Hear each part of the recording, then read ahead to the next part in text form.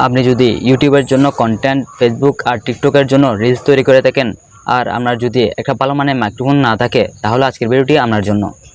আজকে আমি আপনাদের বয়াবাই M1 মাইক্রোফোনের আমার 1 বছরের এক্সপিরিয়েন্স আপনাদের সাথে শেয়ার করব। তো চলুন শুরু করা যাক। আপনি যদি কন্টেন্ট ক্রিয়েশনে নতুন হয়ে থাকেন আর আপনার যদি বাজেট কম থাকে, তাহলে এই মাইক্রোফোনটি আপনার জন্য বেস্ট হতে পারে। আমি এখনও এই মাইক্রোফোন দিয়ে আমার ভিডিও কন্টেন্ট তৈরি করে থাকি।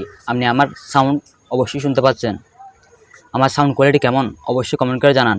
আপনি যদি এই ভিডিওটি শেষ পর্যন্ত দেখেন, তাহলে বুঝতে পারবেন একটা ওয়াইড মাইক্রোফোন ব্যবহার করতে কী কী সমস্যা ফেস করতে হয়।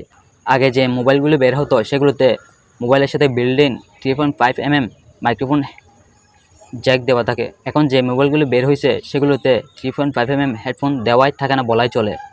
আর আপনি যদি এই মাইক্রোফোন ব্যবহার করতে চান, তাহলে 3.5mm হেডফোন জ্যাক অবশ্যই টাকা লাগবে। যদি না থাকে, তাহলে আমার যে টাইপ সি অথবা টাইপ বি যে পোর্টটা আছে, সেই পোর্টে একটা ওটিজি ব্যবহার করা জরুরি। তো চলুন বয়াবাই M1 মাইক্রোফোনটি আনবক্স করা যাক। প্যাকেট খোলার সাথে সাথে আপনারা পেয়ে যাবেন একটা, উপরে যে প্যাকেটটি আছে সেটা খোলার সাথে সাথে আপনারা পেয়ে যাবেন একটা ব্যাগ। সেই ব্যাগের মধ্যে থাকবে বয়াবাই M1 মাইক্রোফোন। আপনারা এখানে এটা যদি অরিজিনাল হয়ে থাকে, তাহলে আপনারা এখানে 2টা কাগজ দেখতে পারবেন, একটা ইউজার ম্যানুয়াল আর একটা ওয়ারেন্টি কার্ড। আপনারা অবশ্যই ওয়ারেন্টি কার্ড দেখে নেবেন। ইউজার ম্যানুয়ালটি খুলে দেখেন, তাহলে আপনি বয়াবাই M1 মাইক্রোফোনটি পুরোপুরিভাবে লাগানোর সিস্টেম খুঁজে পাবেন। এখানে আরেকটা জায়গা আছে, দেখেন, এটা ক্যামেরা, এটা দিয়ে ক্যামেরা কানেক্ট করা হয়। আমরা যদি ক্যামেরা থাকে, তাহলে এটা দিয়ে আপনি কানেক্ট করতে পারবেন। আর এখানে দেখেন 2টা প্যাকেট আছে, একটা প্যাকেটে বয়াবাই M1 মাইক্রোফোনটা খুলে দেখাই। এই মাথাটা দিয়ে, এটা দিয়ে আপনি কথা বলবেন, আর এটার উপরে একটা পাতলা ফোম থাকে যেটা নয়েজ ক্যান্সেলেশন করে। আমার এটা 1 বছর আগে কিনছিলাম, তাই হারিয়ে গেছে। আর মাইকের সাথে যে তারটি আছে সেটা অনেক লম্বা, আপনি চাইলে অনেক দূর থেকে ভিডিও তৈরি করতে পারবেন, কোনো সমস্যা হবে না। মোবাইলের সাথে এই মাইক্রোফোনটি কানেক্ট করা অনেক সহজ। প্রথমে 3.5mm হেডফোন জ্যাকটি আপনার মোবাইলের সাথে কানেক্ট করে দিবেন। তারপর যে সুইচটা আছে ক্যামেরা থেকে মোবাইলে ট্রান্সফার করার, সেই সুইচটি অফ করে দিবেন।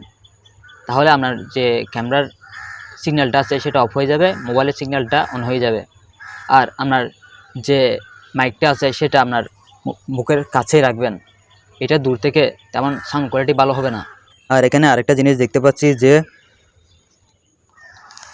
এখানে দেখেন একটা ব্যাটারি আছে। এই ব্যাটারিটি আপনি একটা প্যাকেটে থাকবে, আমার হয়তো নতুন হয়ে গেছে, সেজন্য প্যাকেটটাও পুরাতন হয়ে গেছে। আপনার প্যাকেটটি অবশ্যই নতুন থাকবে।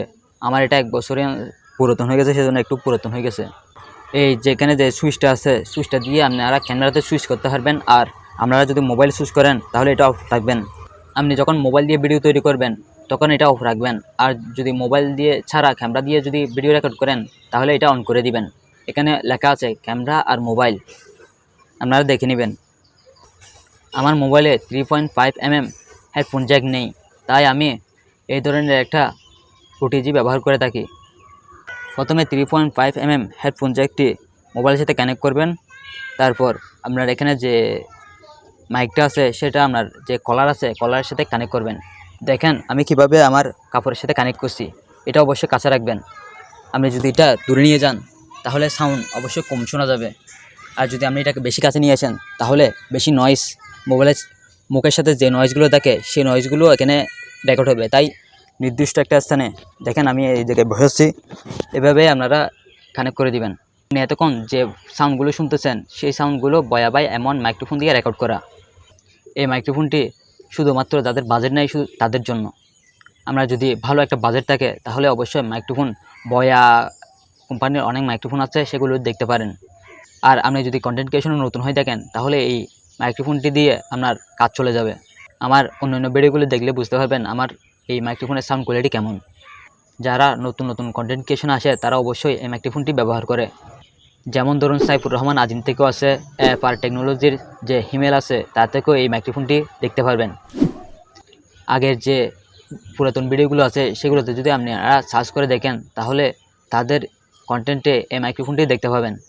তো পরিশেষে বলা যায় যে আপনি যদি একটা ভালো মানের মাইক্রোফোন চান, আর আপনার যদি বাজেট কম থাকে, তাহলে এই মাইক্রোফোনটি অবশ্যই কিনে নেবেন। আপনার যদি আমার মতো বাজেট না থাকে আর আপনি যদি কন্টেন্ট ক্রিয়েশন শুরু করতে চান তাহলে এই মাইক্রোফোনটি দেখতে পারেন। তো ভিডিওটি এ পর্যন্তই। যদি ভালো লাগে থাকে লাইকে ক্লিক করবেন। দেখা হচ্ছে নেক্সট ভিডিওতে।